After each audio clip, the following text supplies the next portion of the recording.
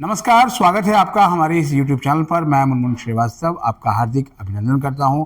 दिल्ली विश्वविद्यालय के school of open learning के जो विद्यार्थी हैं, चाहे वो थर्ड सेमेस्टर में हो, फिफ्थ में हो, सेवन्थ में हो, फर्स्ट में हो, परेशानियों का सामना कर रहे हैं। वो किसी को बुक्स की समस्या है, किसी का रिजल्ट अपडेट नहीं हो रहा है और किसी को जो है वो समस्या आ रही है कि फोर्थ ईयर में उसको एडमिशन नहीं दिया जा रहा है।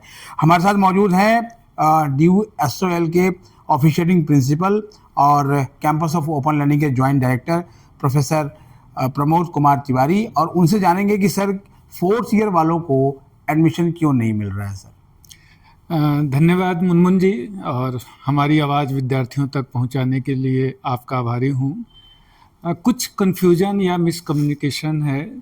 फोर्थ ईयर में हमारे बच्चों का एडमिशन लगभग 16,000 से ज़्यादा बच्चों का हो चुका है। हाँ, थोड़ी समस्या आई क्योंकि हमने विद्यार्थियों को 2 विकल्प दिए थे कि कुछ विद्यार्थी जो फोर्थ ईयर में जाना चाहते हैं उनके लिए येस था, कुछ विद्यार्थी जो 3 ईयर कंप्लीट करने के बाद बाहर होना चाहते हैं, एग्जिट होना चाहते हैं, उनको नो करना था। अब जिनको नो करना था वो वैसे बहुत सारे विद्यार्थियों ने येस कर दिया। जैसे ही आप येस किए तो ये तय हुआ कि आप फोर्थ ईयर में जाएंगे और 7th और 8th सेमेस्टर का भी एग्ज़ाम देंगे, तभी आपका रिजल्ट फाइनल होगा।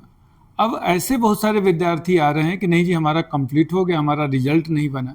रिजल्ट तभी बनेगा जब आप पूरा कोर्स कंप्लीट करेंगे।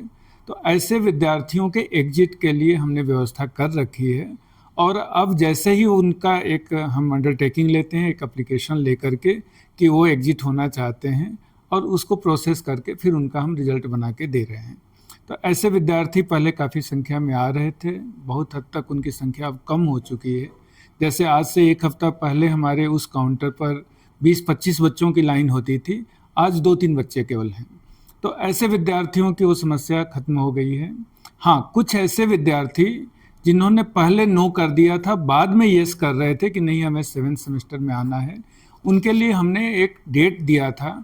उस डेट को एक्सटेंड भी किया था कि सितंबर इतना तक आप ले सकते हैं, लेकिन जो उस समय तक नहीं कर पाए, अब हम उनको फोर्थ ईयर में नहीं ले सकते।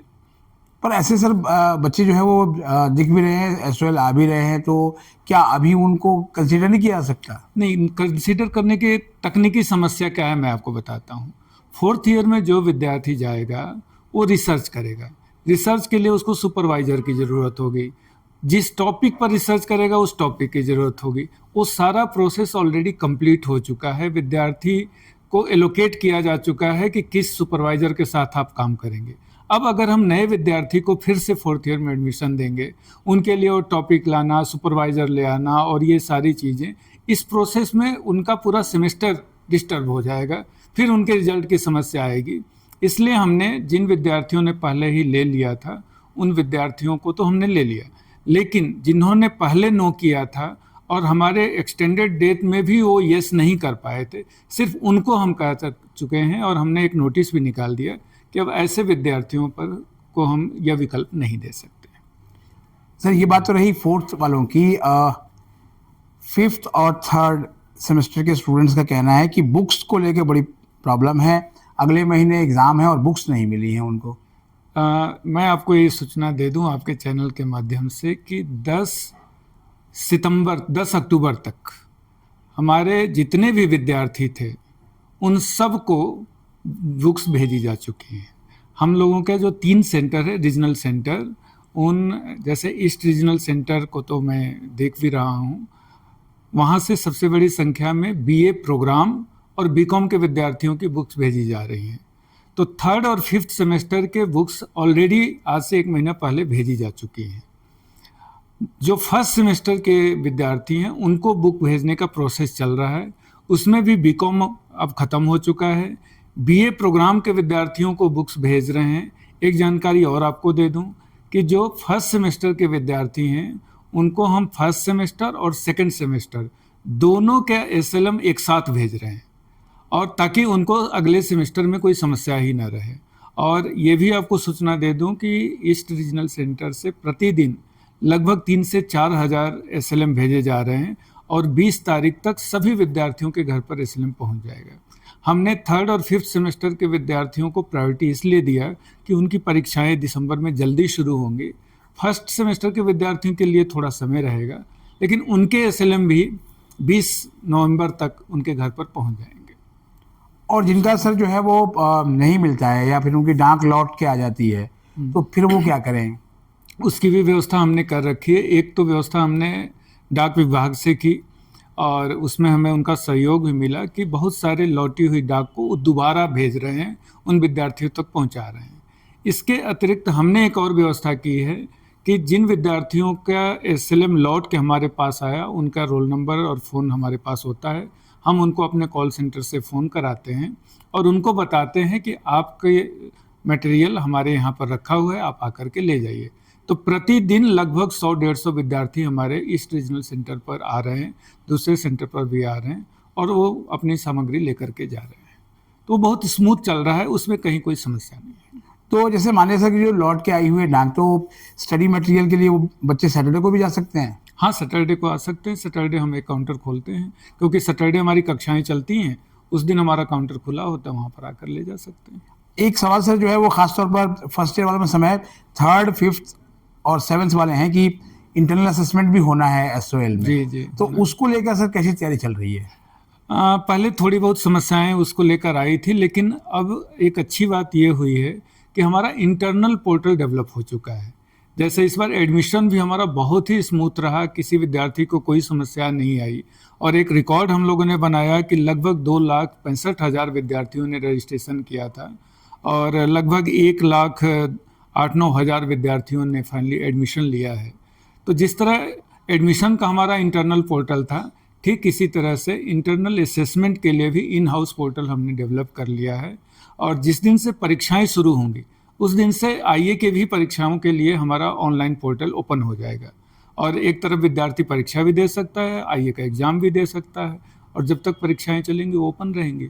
तो मतलब जैसे कि आईए के लिए पहले एक पोर्टल आपका काम कर रहा था प्रज्ञान करके, नहीं, अब उसके बजाय हम इन हाउस पर आ गए, क्योंकि कई बार प्रज्ञान या जो दूसरे बाहर के पोर्टल थे, कुछ क्वेरी आती थी, फिर हम उनको बोलते थे रिजॉल्व करने के लिए, फिर वहाँ से आता था, उसमें टाइम लगता था।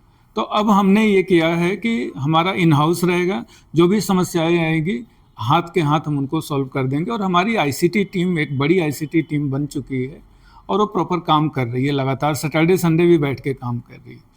तो इस तरह की अब समस्या मतलब ये बच्चों के लिए एक बिग ब्रेकिंग है कि अब आपको इन हाउस पोर्टल पे करना पे देना होगा। तो जैसे प्रज्ञान पे जाके वो लॉगिन करते थे, वैसे ही इस पोर्टल पे भी सारी चीजें उसी तरीके से होंगी? हाँ, लॉगिन हो जाएंगे, उनका रोल नंबर डालेंगे, अपनी सारी डिटेल आ जाएगी मोबाइल नंबर और रोल नंबर डालने से। और ये सर जो है वो पहले प्रक्रिया जो शुरू होगी वो 5th वालों के लिए होगी या किसके लिए? हाँ, 5th 3rd जिनकी परीक्षाएं पहले शुरू हो रही हैं 10 तारीख से, उनको करेंगे। फर्स्ट सेमेस्टर का थोड़ा लेट होगा।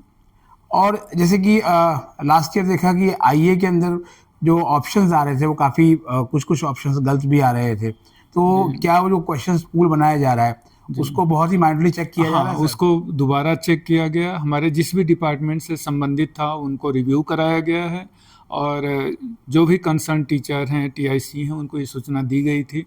तो पिछली बार जो कुछ सब्जेक्ट ऐसे थे जिनका पहली बार उन लोगों ने बनाया था, 1-2 प्रश्नों के साथ समस्या आई थी, लेकिन अब उनको दूर कर लिया गया है और सभी टीचर ने 2 बार 3 बार देख करके उन प्रश्नों को फाइनलाइज किया है। तो ऐसी कोई समस्या इस बार नहीं आएगी। आईए में सर जो है वो ये भी कहा गया था कि जैसे अगर कोई चीटिंग करने की या इस तरह की दिक्कतें करेगा तो पोर्टल वहीं पे बंद हो जाएगा। हाँ, तो इन हाउस में भी वही सब चीज़ें रहेंगी? बिल्कुल रहेंगी। और अगर आप एक निश्चित समय होगा, क्योंकि अगर आपको 30 प्रश्न करने हैं तो उसका एक निश्चित समय दिया जाएगा कि इतने के भीतर कर सकते हैं।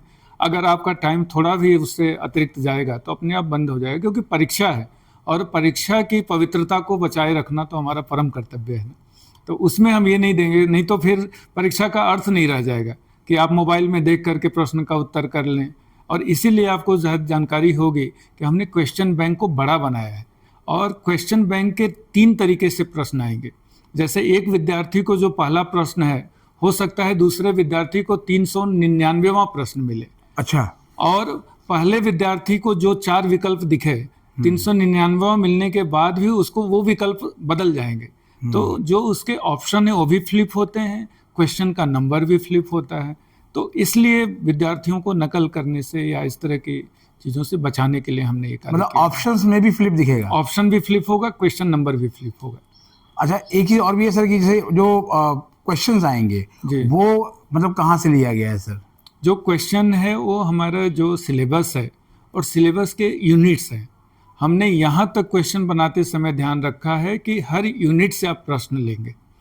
तो जो सिलेबस है, जो बच्चों को पढ़ाया गया है, उसको फॉलो करते हुए और उसी सिलेबस से क्वेश्चन निकाले गए हैं। हाँ, ये ज़रूर है कि उसमें जो ऑब्जेक्टिव क्वेश्चन होने के बावजूद उसमें प्रैक्टिकलिटी को देखना, थ्योरी को देखना, उस विषय की जो सैद्धांतिकी है, इन सब पक्षों को लेते हुए हम लोगों ने प्रश्न तैयार करवाए हैं। और उसकी प्रश्नों में भी वैरायटी रखी गई है। जैसे जो भी प्रतियोगात्मक परीक्षाएं होती हैं जिनमें कुछ बहुत थोड़े मुश्किल प्रश्न होते हैं, कुछ सहज प्रश्न होते हैं, कुछ मीडियम लेवल के होते हैं, तो उन सभी मानकों का प्रयोग करते हुए हमारे टीचर्स ने इनको तैयार किया है। और सर ये जो 7 सेमेस्टर हैं इनका भी आईए होगा? हाँ, 7 सेमेस्टर का भी आईए होगा। इनको भी आईए देना है? जी जी जी। तो अभी उनके जितने क्रेडिट के प्रश्न होंगे, जो क्रेडिट 2 तरह के होंगे, जैसे 6 क्रेडिट का उनको मान लीजिए प्रोजेक्ट करना है तो प्रोजेक्ट अलग हो गया। अगर बाकी 16 क्रेडिट का अगर उनके क्वेश्चन हैं और प्रश्न पत्रों का उत्तर दे रहे हैं तो उसके आईए भी देंगे। जी।